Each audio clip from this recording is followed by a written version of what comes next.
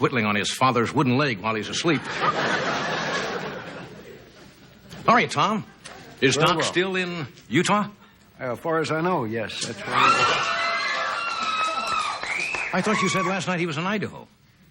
No, Utah. Oh, Utah. Why did I think Idaho?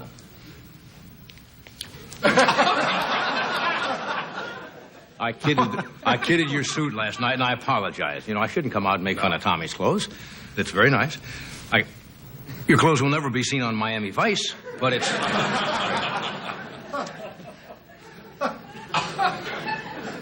Did you know Tommy carries a pocket beeper in case Dr. Ruth returns his call?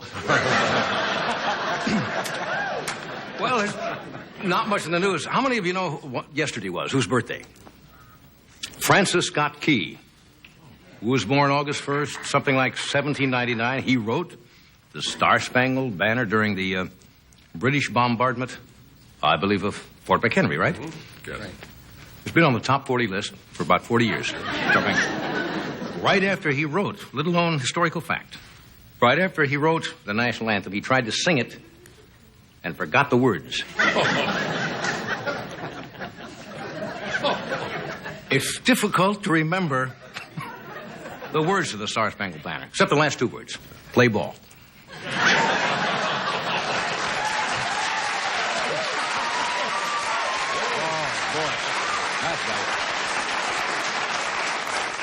It looks like there's going to be a baseball strike on Tuesday.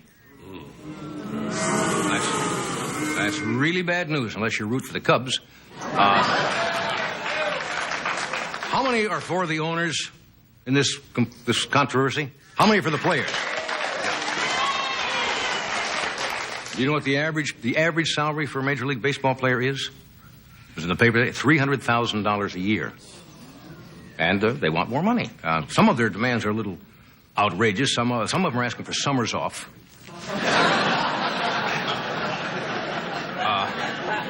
Teams are pretty rich. They want a designated wine steward.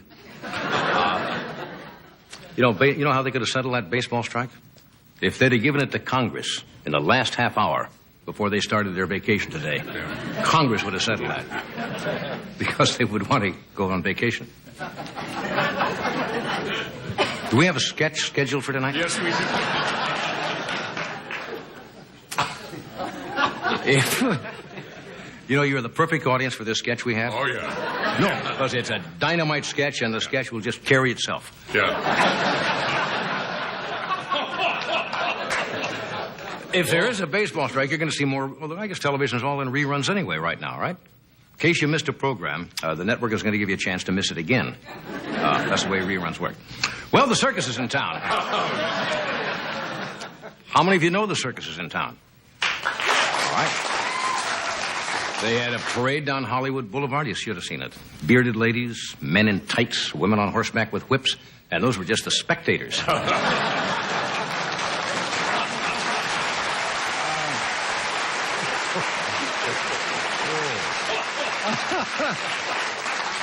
Bert Parks is in the news. Bert was fired, they let him go in 1980. He had always hosted the Miss America pageant. He says in the newspaper today that he's been contacted by a representative of the organization who asked him to come back, and Bert turned them down. Yeah. They wanted to bring back the old Bert. Why not? It worked with Coke. Why shouldn't we bring back Bert Parks? Classic Bert. How many of you flew out to California on vacation?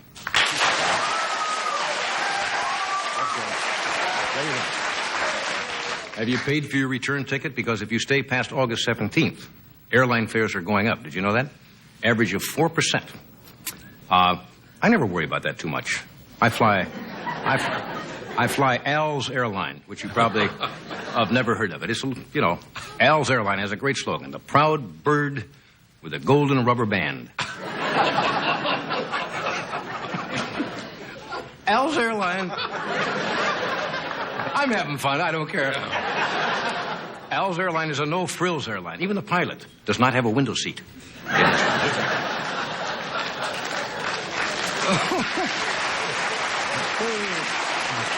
Okay. We got a good show for you tonight. And as soon as we find it, we're gonna... No, we have one of the most talented people in the entertainment business today, Mr. Carl Reiner. Yeah.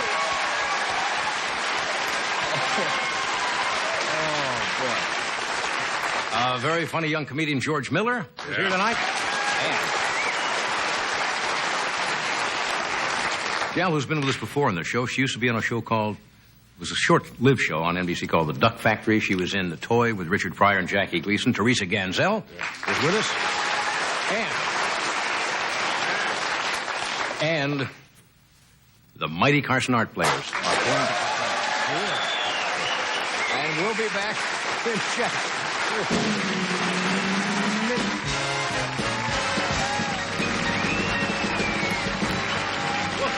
We'll be right back.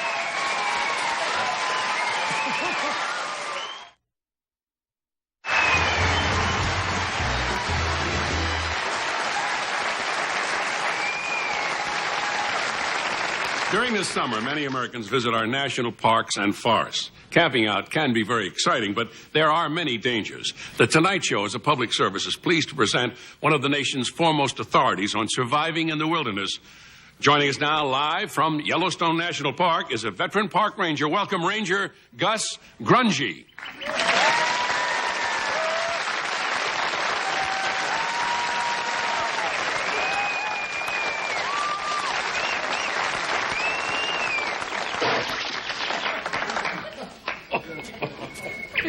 That ought to take care of that. Oh, you just threw some water on a campfire? No, on a couple lying beside the campfire. Get out of the park and take those batteries with you. I'll been here every weekend. Don't make it nice for decent folk. I say, It's a decent park for decent folk to spend a summer vacation.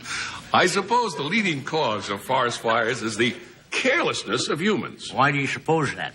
I don't know. I just imagined that from my... Well, you suppose wrong. Really? A lot of people do. Actually, it's the carelessness of rabbits. Rabbits? Yes, they're the main reason of forest fires. How can that be? Well, you know what rabbits do a lot, don't you? Yeah? Well, after every time they do it, they smoke a cigarette and they throw it in the woods.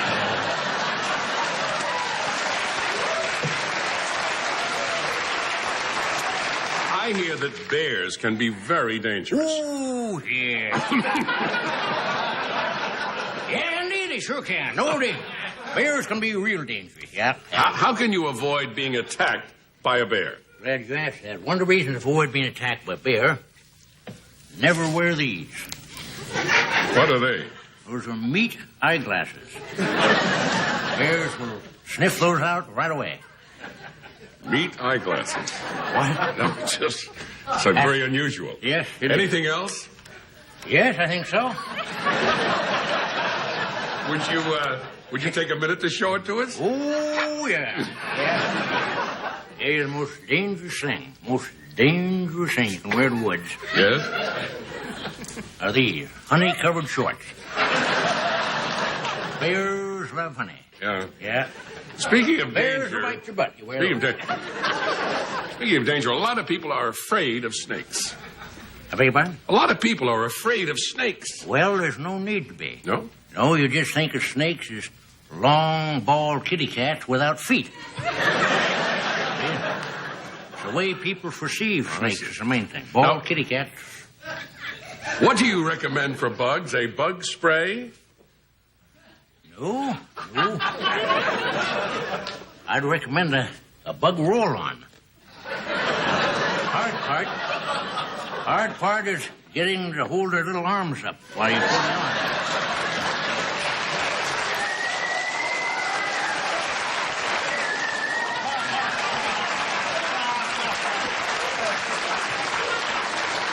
We have a lot of campers here in the woods, don't we? Ranger Gus, there are a lot of legends about creatures that inhabit these wilderness areas. It's true. You know, once myself, I thought I'd spotted Bigfoot. Oh. What? I said, oh. What does it say? You say, oh. Well, it wasn't Bigfoot. Turned out to be Ed Meese jaywalking through Yellowstone Park. He's the Attorney General, you know. Yeah. Oh. What happens if you're lost in the woods? Well, many people get lost in the woods, but that's easy. You can Well, you can get your directions from the sun. Well, how do you do that? Like this. Hey, son, I'm lost. Turn left at the tree, Dad. Thank you, son.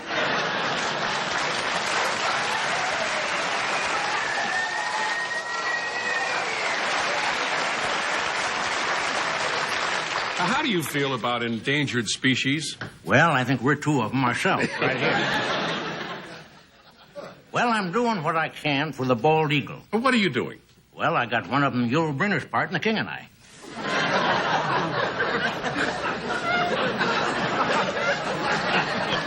Living in a national park, you must be able to recognize an animal by the sound it makes. Oh, yes, I can tell most of those sounds. Oh, excuse me. Oh, yes. You hear that? Yeah? That's a woodpecker. Oh. That's a coyote.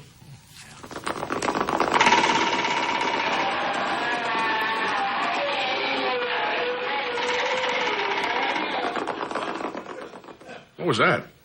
I don't know what the hell that was. That was supposed to be a woodpecker running under a coyote's leg, but what that was, I don't... That boggles me. Yeah. Now, Boy, it must be lonely for you out here in the woods by yourself. right now is the loneliest I've ever felt. Even with you and me here together, I'm talking world-class loneliness right now. Well, I'm used to being lonely. Oh. Last year I had a season ticket behind Bob Euchre at the ballpark. That's about as lonely as you can get.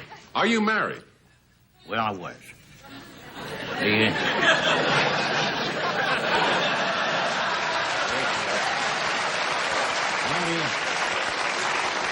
As a matter of fact, the missus, she lived with me right here in the woods. But, well, she passed away last year. Oh, I'm sorry. How did that happen? She was eaten by sharks.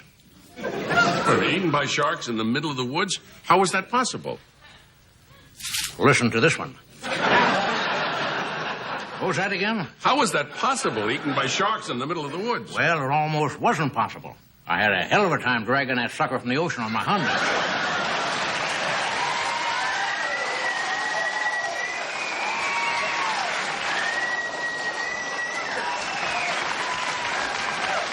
What do you do for companionship?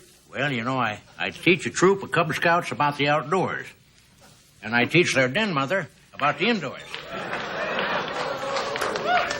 This is den mother. We got to run now. Ranger Gus is going to show you how to start a fire by rubbing ourselves together. We'll see you later. Good to see you.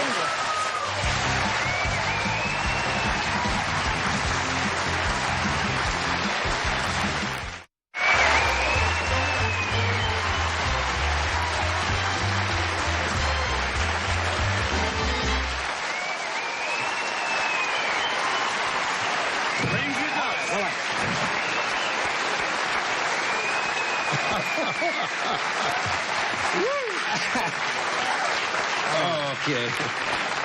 Silliness tonight. Nice. We get silly, don't we? Yes, Friday nights. By the way, the Tonight Show is going to have its 11th annual singing dog contest. We started this many years ago. We asked people, I think it started out some lady wrote us a letter, wrote Shirley Wood a letter saying, I have a dog who watches the show and sings. Right. So we invited people here, and this will be our 11th year we have done this.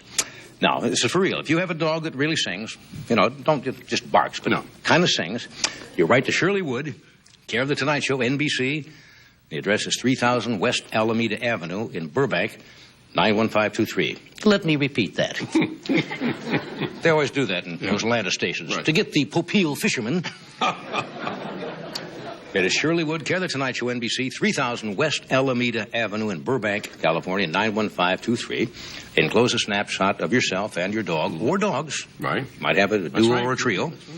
And you'll be notified when auditions will be held. Now, please only enter the contest if you're within a 100-mile radius of Los Angeles or Burbank, right? Yes. Because NBC just cannot afford to fly you and your bitch in from 500 miles away. It's only fair.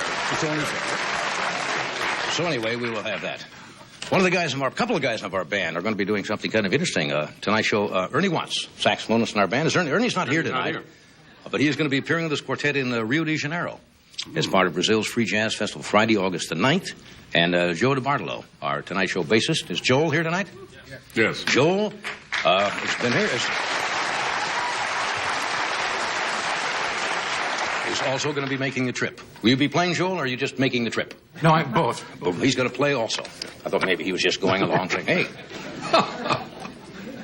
Moving along, my first guest I've been a big fan of. Carl Reiner is an extremely talented gentleman. He's an actor. He's a writer, comedian, director, producer. He's a curtain. He's a light.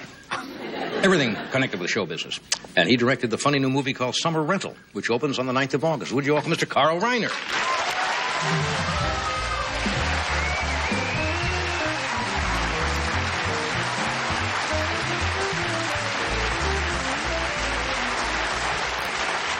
Yes, show business, show business.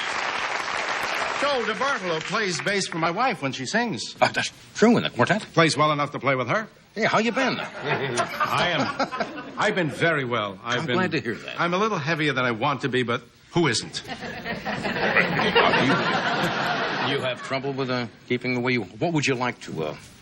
would you like to weigh in at, as they say in the gym? I would like to look like you. Oh, aren't you sweet? Not exactly. I mean, I would like to have your body. Uh-huh.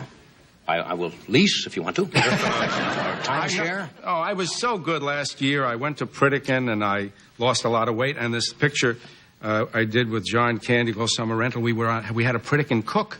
And for the first 5 weeks, I walked every day. You eat a lot of grass and weeds, don't you? And, you'll eat vegetables. You eat good things, but none of them look like hot dogs or taste like hot dogs. And if you're brought up on hot dogs, for 5 weeks, I lost weight. And then the 6th week, I looked and I said, what is everybody else eating? I was eating in my trailer. I said, what are they having? Oh, a bratwurst? A bratwurst? I like to taste just a little piece. Just a little end, I'll just taste it. And that little end became bigger and bigger. By the end of 3 weeks, I was back. Then you went on summer vacation to France, I understand. No, I'm going now. Now the danger comes. Now you got problems. The danger comes because now, going at my heaviest, I probably will be able to fly back without a plane. You know, just balloon up. The south of France, there's no way you're going to be on a good diet. You're going to be on a great eating binge, but not a good diet. You see, I can't take credit for my weight. Now, I was in South France for 2 weeks, and I did not gain a pound. But it doesn't make any difference. It's not because I have great discipline. It's just that the body, I guess the way it metabolizes whatever I eat. Yeah, but do you care about food? Do you think about food? Do you say, when am I going to have my next meal? I've been with you. I've eaten with you, and you pick and you talk, and we're eating. We eat as eat. Right. And you're talking. I like eating dinner with him because he keeps the place bubbling. He chats away. He carries on the show. I guess you don't eat. No, I eat, but I guess I don't. It's not a consuming thing. No, with me. I'm aware at breakfast what I'm going to eat for dinner. Well, I am. Really? Oh yes. Most of the time. Okay, you're going to South. Where am I going to go? You're going to South of France. What would you order? What's the favorite in the South of France? Well, my wife and I are rather strange eaters. I mean, we like everything. There isn't anything we won't eat. But we both like tête de veau, which is hard to get. It's only during certain seasons you can get it. The head of veal? Yes, the veal head, which is calf's head vinaigrette is what it's called here. And it's delicious. And it's very, it's not an ordinary dish. You do have things in it that... You don't go in and get a fast food calf head. No. I'll have the calf's head my way. We like that. We like everything. I like choucroute with all the... And we went to Alsace just to see some great painter there, painted during the 16th century, Grunberg. Well, see, there's your the name right? That's what you have when you go there. What?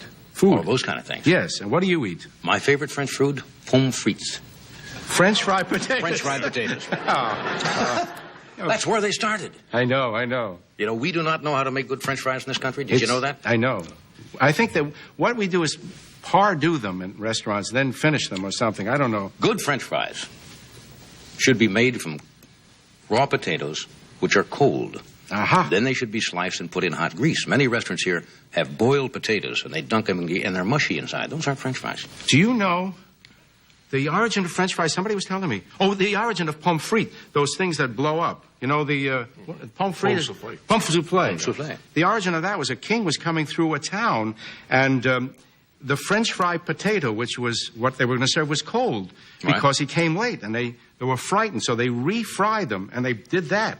And he said, this is marvelous. How did you... It was an accident. And the people were knighted for doing that, for making a mistake. It's like watching PBS tonight to get all this information for free about how the potato was born. When you're over there, do you converse with the locals? Yes, I do. Oh, do you? Oh, yes. I Now, studied... I know you. You can do phonetic any language because you did it for Yes. years on the Caesar Show and in your career. Double talk, yes. You do the phonetic Italian and so forth. But I did study in the Army. In the Army, they taught me to be a French interpreter. And Really? Yes. But that's a lot of years ago, 9 months. It was a 9-month course, and they sent us to Hawaii, hoping that we'd find some French people there when we graduated. Hawaii? Hawaii, that's where we ended up. The But- Army never changes. No. They do make little mistakes. Anyway, I do... Ask me a question in French. Can you ask it? Vous vouliez que je demande une question en français à vous maintenant? Would you like me to ask you a question right now? Right. In Oh, vous French? parlez français, vous comprenez la langue. Oui. Est-ce que je peux l'essayer? Oh, ça c'est double talk, c'est la parle double. Ah, Vous parlez-moi n'avez- français. Oh, il ne parle pas. C'est Il de ne mon parle avis pas. maintenant. He's a faker. He's a faker. I'm faking. I'm faking. Except I did say one thing. What did you say? When I used to go into the stores, rather than to say something, I want to try something on. Yes. I learned that when you say, "Est-ce que je peux l'essayer?" May I try this on? Okay. Dress myself. So when people would come up, if I was on Paris and some panhandler would come up, you know, they do it in every. I would just go, "Est-ce que je peux l'essayer?" And the guy says, "What do you mean? May I try it on?" And they must have thought I was demented or nuts or something because I didn't know how to say, "Go away, leave me alone." So I'd say, "Est-ce que je peux l'essayer?" He might have taken off his dirty, cruddy old Yeah, clothes. I'd say, sure. Try it on. We got to do this. We'll be right back. Okay. Hey, what do you want?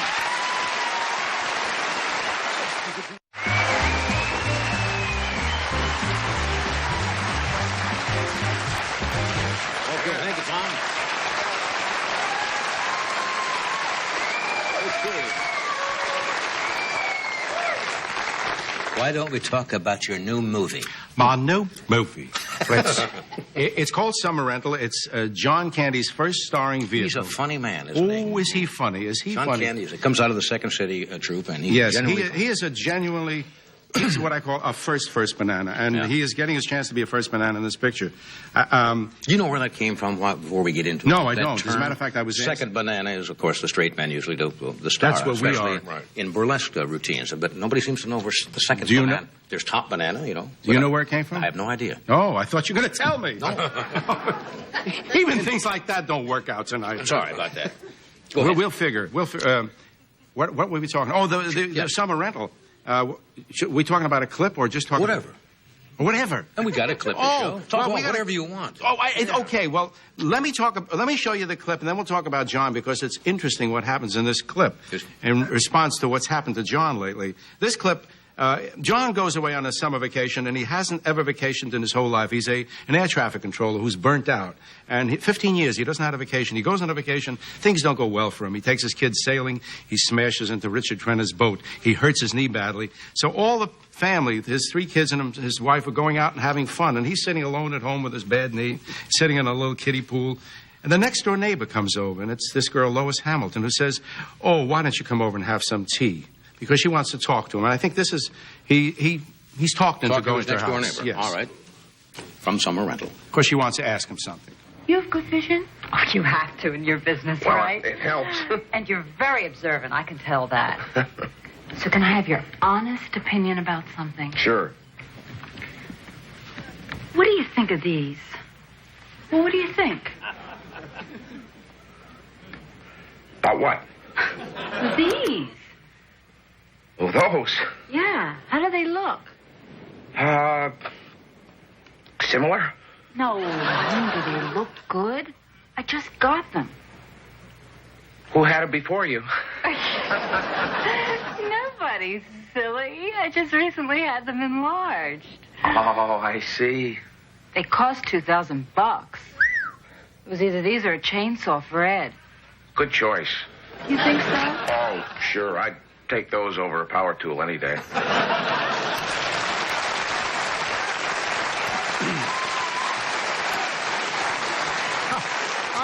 I would get the feeling in doing a scene like that, the man would be a little more embarrassed or awkward than the gal. Oh, I don't no know question why. about it. As a matter of fact, the scene continues, and he keeps getting more and more awkward. Something came to my mind, and I'm going to say it, And I didn't mean it that way, and it's in my head, and I said, I might as well say it, because they're going to laugh, but I really meant it correctly. I was saying, that scene is going to titillate. And I mean, that's only a part of the scene. I mean, the rest of the scene is funnier. Yeah. Well, you didn't react to that. Thank you. You're very adult. Yes. You're very adult. They don't look for, yes. non sequiturs. You've got a very intelligent audience. We have high class. We have a test outside. You must be listed in some telephone book in the United States to gain entrance to the studio, and it stops there. Anything. Anyway, it's funny. You notice where John's eyes are right locked into his face. He did what every man would do if somebody did that to you. You just look and you say, oh, yes, fine. But John, when John started to do this picture, I said to somebody, watching John operate and watching him perform with Karen Austin, who is his wife and star, his co-star. Not co-star. She's one of the stars of the picture. Yeah. Well, we got Richard Crenna and Rip Torn. Yeah, but I was saying that there's something very sexy about John. He's a big guy. I saw a poll. One of those polls conducted by, I don't know. Those I was the first one to notice it, but Playgirl noticed it. Yeah, saying that one of the sexiest men in the United States was John Candy. 10 sexiest. And I was wondering, I'm a fella. I saw that, but the women saw it, too. I guess what it is, as I described John, he's a very handsome, sexy guy, and the frame is a little too large. That's all. But the women look inside the frame and see that guy. I also think it has to do a lot with his sense of humor. He has a sense of humor, and he has a certain vulnerability about him. And that makes people sexy. I think so. Makes you sexy. Oh, come now. Crazy guy. Oh, you're a good guest. It's an interesting thing, but people are always asking me, what is John really like? You've been on for how many years? 23 years. And they see you, and you talk, and you tell them things, and there's a kind of an enigma about you, and that's the vulnerability they're talking about. They want to get to know you better. And if they want to get to know you better, it means they want to get and be with you. I think that's a sexy quality. I think that's very nice of you to say that. Yes. That's the last nice thing I'm going to say. I feel like I'm buttering up the boss, We will take a break, and we have George Miller here tonight, and we also have Teresa Ganzel. So stay where you are. Thank you.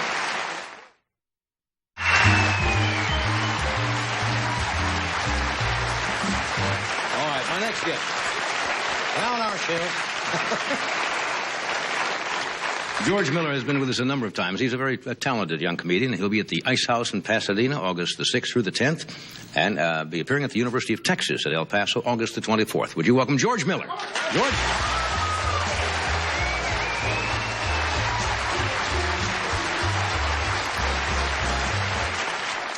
Thank you very much. I've been real busy lately. I'm in a new movie. It's a horror movie that takes place in a supermarket. It's called Coupons for the Damned. And I've been trying to improve myself. I just finished that new anti-self-help book, Your Crummy Life Will Never Change. And I've been out, I'm trying to do some jogging. Oh, I read this in the newspaper, so I know it must be true, that when Vice President Bush jogs, he wears a T-shirt. It says, George Bush, USA.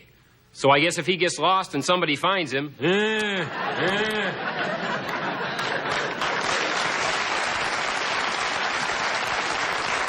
But I'm trying to get in shape. I get up every morning, I turn on the TV, I do that 20-minute workout, followed by the 40-minute buffet and the 10-hour nap.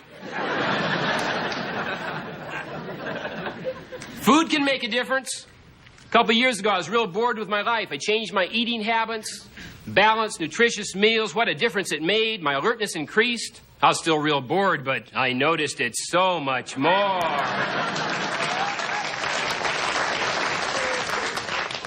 And I think if you're in shape, you got a better chance with the opposite sex. And I had this blind date. I want to tell you about this. And this friend of mine set me up. The guy got really personal, I thought, a little bit too personal. He says, listen, have you ever done it with 2 women? I said, no, not even separately. So then... He said, well, I want you to meet somebody. I says, is she attractive? He says, she's very nice. We know what that means. Babe, the Blue Ox is in town. So I go over to her house, right, and I'm not a chauvinist, but boy, she was really obnoxious and had the widest mouth I've ever seen. She said, well, what are we going to do tonight? Oh, I don't know. Why don't we go bob for watermelons?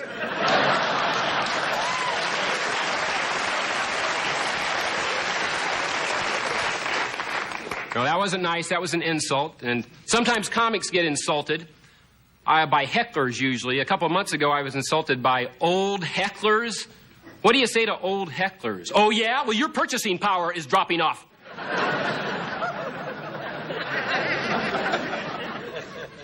Don't get me wrong, I like elderly people unless they brag about their age. You've all been victims of that. Look at me! I'm 94 years old. Well, good. That means you'll be passing away soon.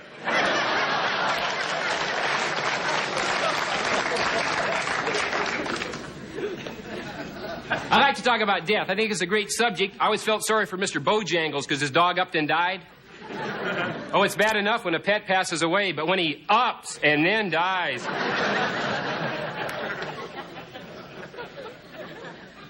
And some people are so screwed up that one guy did away with himself because of depression over poor penmanship. Well, they think that's what the suicide note said. They're not sure. It was a little bit messy.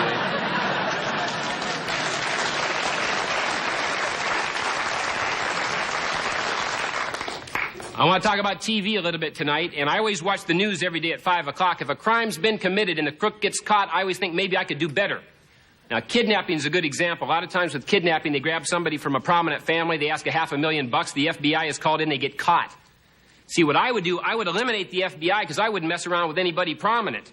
I'd kidnap maybe 5,000 ordinary people and demand $6, $7 apiece.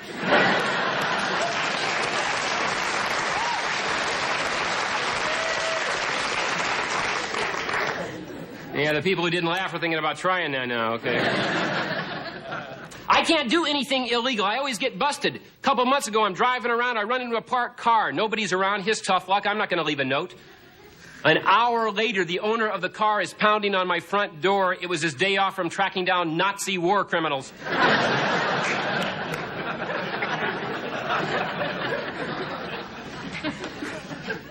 Oh, last Saturday, I was watching The Outdoor Sportsman. You ever watch The Outdoor Sportsman? Boy, if there's anything I can't get enough of, it's televised fishing.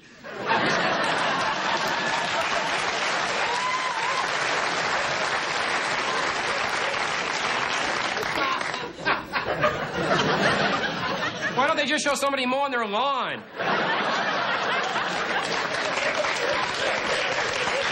Hey, you want to watch the Super Bowl? Are you kidding? This guy's about to bait his hook.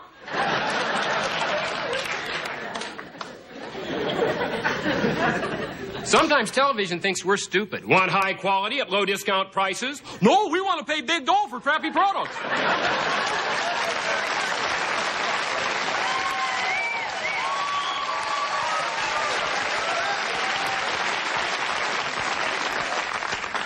Primatine Mist, the guy has bronchial asthma so bad he doesn't have enough breath left to blow out the match, so then he uses Primatine Mist and then he can blow out the match. So get this medication. Either that or go like this with a match.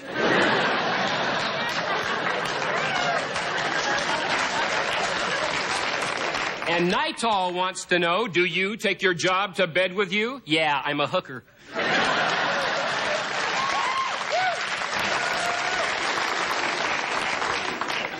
They think we're stupid. There's no question that Grape Nuts is right for you. The question is, are you right for Grape Nuts? Well, gee, I sure hope I can qualify. Grape Nuts, the simple cereal, like Corn Flakes, is real complicated.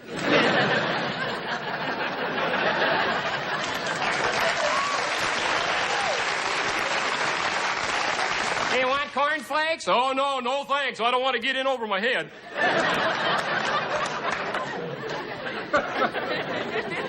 This friend of mine mixes Nabisco shredded wheat and Grape Nuts in the same bowl. Oh, I'm anxious to try that. I've never eaten hay and Little Rocks at the same time.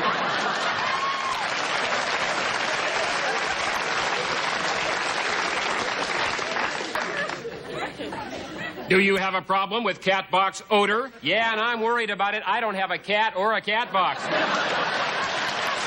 you very much.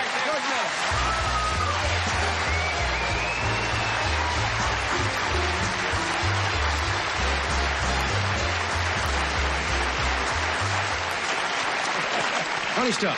Thank you. Yeah. They were applauding a lot. I noticed that. Isn't that nice? Yeah. How you been? I'm good. How about you? Yeah, I'm fine. I'm fine, too. Sounds like a letter from camp, doesn't it? I'm Yeah. fine. How are you? You ever go to summer camp as a kid? I did one time. I'll tell you something funny. This wasn't on the notes, but I was always afraid of dog dew. It's absolutely true. I didn't want to put my sleeping bag down because I had a dreaded fear of dog dew. Oh. And I went there a couple of times, and then I actually did see dog dew, and that freaked me out for life. That never went back. You're a good friend of David Letterman's, right? See Oh, not really, but I drop his name a lot trying to get work. Oh, I see. No, David Letterman, one time he was sub-hosting for you, Yeah. right? He was guest hosting. He introduced me. He said, George Miller looks like the kind of a guy who sits next to a stranger on a bus and says, hey, are you going to finish that sandwich? And that's your friend, huh? I have my own food, right. There's a lot of rumors going around about David. I don't know Yeah. if you've heard any of them. I don't think the rumor is true that just before he makes love, he always says, let's get on with it, shall we? And after it's over, that was Paul Schaefer in the band. I don't think that's true. We'll take a break. We're coming right back. Teresa Ganzel is going to join us.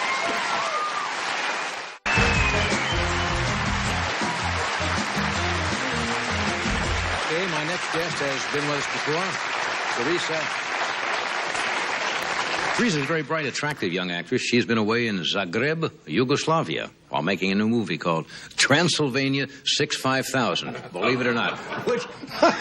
Would you welcome Teresa Ganzel?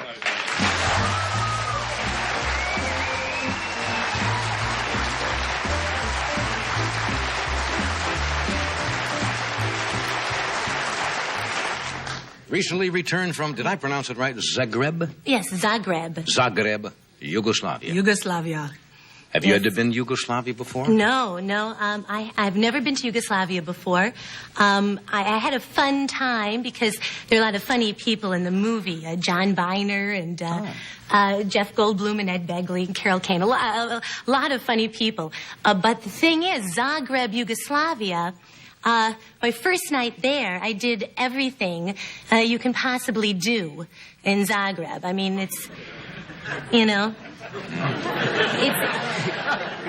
it's easy. I don't know much about Zagreb.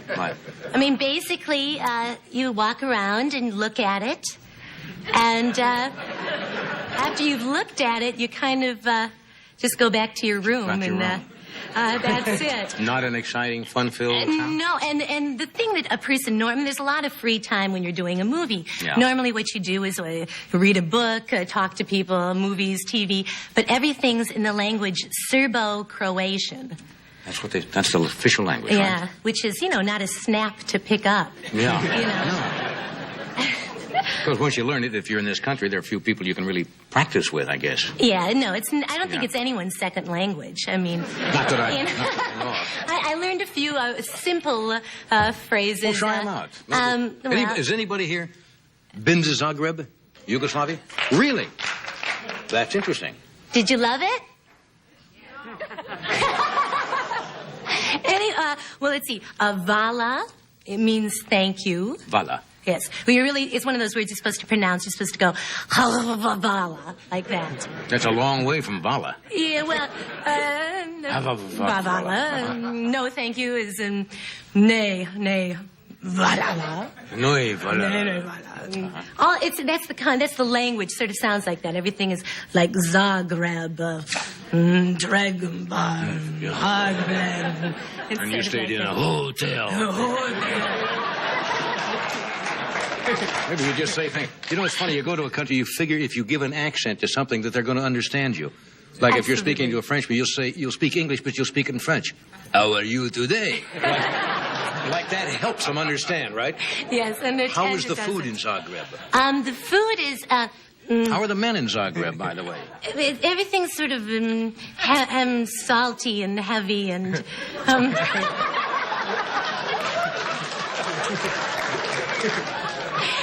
No, you have a choice of beef.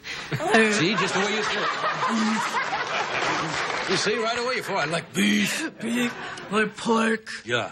Lamb. He's much food. They don't have, they don't have diet. No, everything's. No diet goat or anything like that. Did you meet any young men in the city of Zagreb? No, I didn't because, there's not a lot of, people in Zagreb don't giggle or bubble much, Yeah. No. No, well, it's nice to have you back anyway. It's nice to see you, too. Yeah. What else is going on in your life? Well, I went to my, last weekend I went to Bloomington, Minnesota. Funny that turns out to be the highlight of the show.